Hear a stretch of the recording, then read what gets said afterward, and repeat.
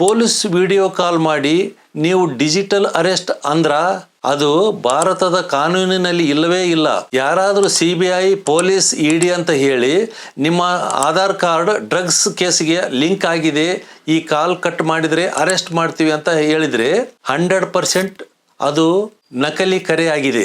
ಭಾರತದ ಯಾವುದೇ ಕಾನೂನು ಫೋನ್ ಅಥವಾ ವಿಡಿಯೋ ಕಾಲ್ ಮೂಲಕ ಡಿಜಿಟಲ್ ಅರೆಸ್ಟ್ ಮಾಡುವ ಅಧಿಕಾರ ಯಾರಿಗೂ ಕೊಟ್ಟಿಲ್ಲ.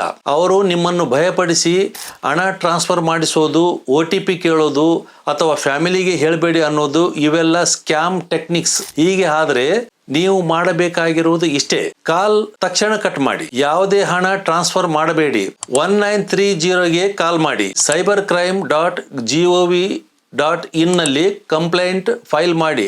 ಒಂದು ವಿಷಯ ನೆನಪಿರಲಿ, ರಿಯಲ್ ಪೊಲೀಸ್ ನಿಮ್ಮ ಇನ್ನೋಸೆನ್ಸ್ ಪ್ರೂವ್ ಮಾಡಲು ಎಂದಿಗೂ ಹಣ ಕೇಳುವುದಿಲ್ಲ. ಈ ಮಾಹಿತಿ ನಿಮ್ಮ ಪೇರೆಂಟ್ಸ್, ಫ್ರೆಂಡ್ಸ್ ಮತ್ತು ಫ್ಯಾಮಿಲಿ ಜೊತೆ ಈಗಲೇ ಶೇರ್ ಮಾಡಿ. ಒಂದು ಶೇರ್ ಯಾರದ್ದೋ ಲಕ್ಷಾಂತರ ರೂಪಾಯಿ ಉಳಿಸಬಹುದು.